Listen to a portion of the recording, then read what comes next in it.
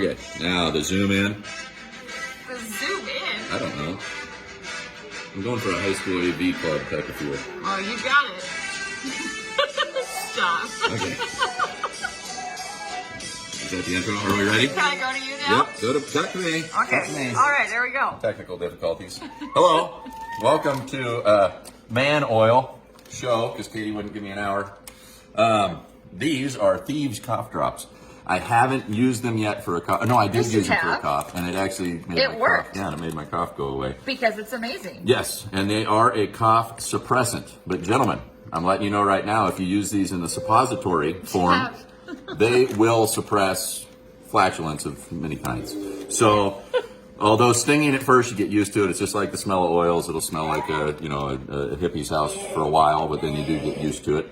So, yeah, highly recommend that. This is the Man Oil Show's weekly recommendation for you.